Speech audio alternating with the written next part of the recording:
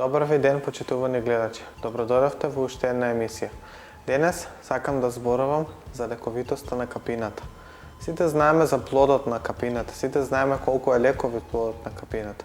Но дали знаевте дека не е само плодот во прашање, туку се користат и другите делови од капината, односно по-конкретно листот од капина, кој што го приложувам. Тука, значи, капината знаеме сите дека е повеќе годишно растение.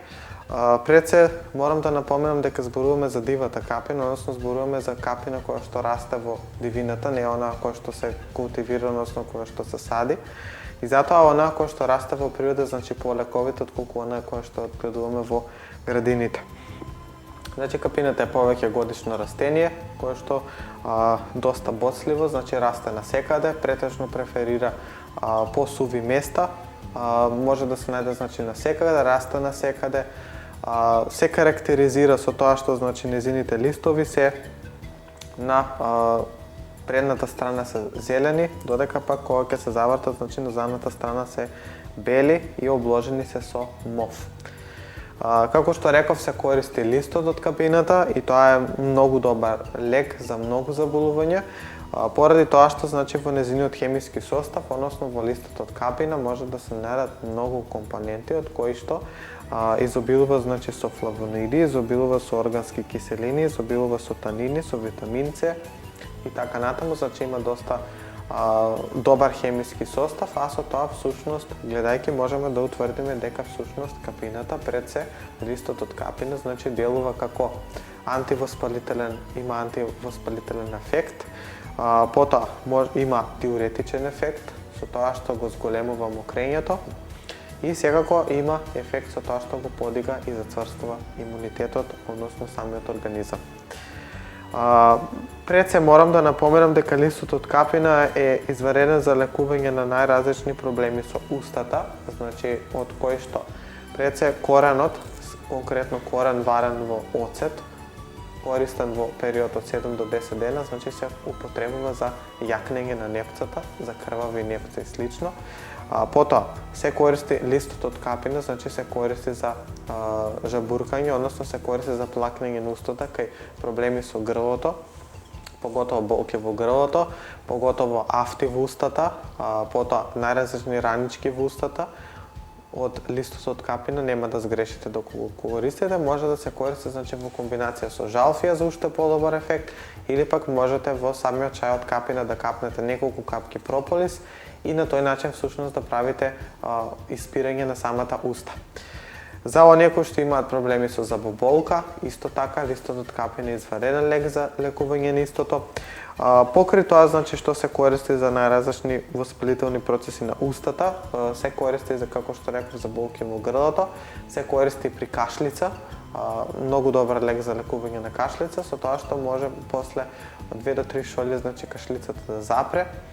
Кај најразлични респираторни заболувања, поготово кај бронхитис, кај астма, кај туберкулоза, кај пневмонија, со тоа што, како што реков, не има антивоспалителен ефект, значи пред се ќе го намали на воспалението кое што е во респираторниот тракт, ќе ги намали инфекциите, а со витаминот С всушност ќе го подигне имунитетот и на тој начин всушност го ослободува организмот од самата инфекција, односно од самото воспаление.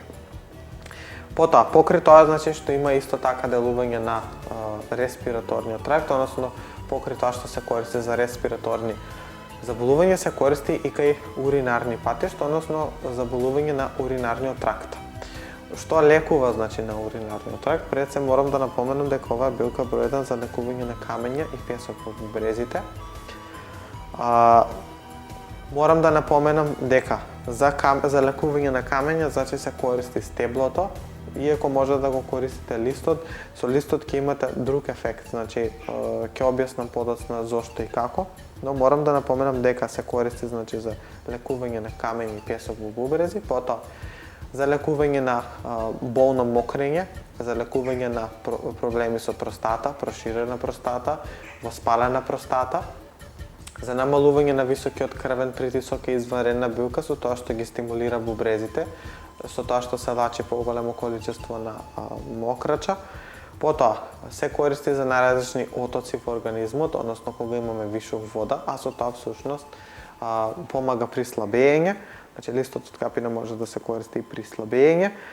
Потоа, може да се користи за најразлични проблеми со Escherichia coli, и тоа е многу добра билка да се користи за Escherichia coli, поготово листот комбиниран со риган или листот комбиниран со босилек. Тука можете да додадете и чешне лук во самиот чај, значи изварен лек за лекување на бактериски инфекции. Потоа, може да се користи и најразлични белковини и крв во мокрача, со тоа што, како што реков, нема танини доста во незиниот состав, а танините имаат стегачки ефект, па затоа може да се користи, значи, ки проливи, може да се користи ки повраќање, ки крвови хемороиди, внатрешни или надворешни, ки најразлични крварења од желудникот, проблеми со обилни менсиси и слично, значи ова билка е број 1 за лекување на истите. Станува збор за безбедна билка, за билка која што може секој да употребува. Покри тоа, значи, што се употребува за овие работи, според мене и моите искуства покажуваат дека ова ви е најдобрата билка за лекување на воспалено слепо црево. И многу луѓе сум ги спасил од операција како резултат на листот од капина, кој што многу брзо делува, значи за само 2 до 3 шоли испиени од чајот од листот капина, значи воспалението на слепото црево престанува. Може да се користи, значи, и најразлични други воспалителни процеси, но морам да напоменам дека ова ви е билка број 1 за лекување на воспалено слепо црево. Покри тоа, значи, се користи и најразлични комбинации, значи може да се става во комбинации со други билки да се користи. Например, комбиниран листот од капина со листот дива јагода и листот малина ви е одличен лек за подигнување на имунитетот, ви е одличен лек за најразлични воспалителни процеси во организмот, ви е одличен за респираторни заболувања. Листот од капина, како што реков, комбиниран со жалфи и прополис, ви е одличен за афти, најразлични проблеми со устната шуплина. Самата билка, значи самиот лист од капина има исто тако стимулирачко дејство на инсулин, со тоа што, значи, се користи и за намалувањето на високиот шекер, односно се користи при диабет. Сите оние кои што имаат проблеми со диабет, листот од капина самостално или во комбинација со други билки, како што е семето од диња, како што е мешунките од граф, боровинката, значи листот од боровинка. Потоа можете да го комбинирате со иванското цвеќе, кое што исто така многу добро за намалување на шекерот во крвта, и други билки, значи оставам на вас, но изварена билка за истото. Потоа може, значи, да се користи кај пред се за јакнење на мускулатурата на матката, со тоа што сите жени кои што имале спонтан абортус, сите жени кои што имаат проблеми со ендометриумот, со затегнување на матката на зидовите, послаба матка и слично, листот од капина во комбинација со листот малина ќе имате одличен ефект во период од 2 до 3 месеца да се пие. Со тоа ќе си го решите вашиот проблем. Потоа, сите оние кои што имаат проблеми со болно мокрење, сите оние кои што имаат проблеми со пецкање при мокрење, сите оние кои што имаат најразлични инфекции, како што реков, при настинка, најразлични воспалителни процеси на бешика, ова ви е билка која што треба да ја користите и да ја имате. Сега како можете да си припремите лекови во вашата домашна аптека? Пред се, како што реков, листот се бере, се суши, потоа од кога ќе се исуши се прави 2 супени лажици, значи лист од капина, се земаат, се попаруваат со 500 мл изовриена вода, да стои поклопено 20 до 30 минути, се процедува и се пијат по 2 шолји на ден. За проблеми со мокрачните патишта, за проблеми со Escherichia coli, со песок во бубрези, за проблеми со болно мокрење, за проблеми со често мокрење, за најразлични проблеми со простата и слично, се земаат една шака, односно една рака лист од капина, се попарува со 1 литар зовриена вода. Стои тоа поклопено половина час до 1 час, се процедува и тоа литар се пие во текот на денот во голтки наместо вода. За проблеми со камен во бубрезите по-конкретно, значи за камење во бубрези морам да напоменам дека се користи само стеблото. Стеблото го берете, значи морате да ги извадите листовите, се бере стеблото, ви треба стебло во должина од 30 см да биде дебело колку прстот. Се земаат, значи, 6 прачки, повторно ќе кажам, 6 прачки кои што се во должина од 30 см и се дебели колку прстот, се сецкаат добро, се варат во 3 литри вода на тивко да дојде до литру и пол. На тивко секако се вари, значи немате на најако, на тивко да дојде до литру и пол, значи половина од количината да испари, половина да остане. Од 3 литри да дојде до литру и пол. Се трга на страна да се остава тоа додека не се олади. Зошто се вари на тој начин? Бидејќи во самото стебло во капината се наоѓа една киселина која што делува на разградување на самите камења во бубрезите.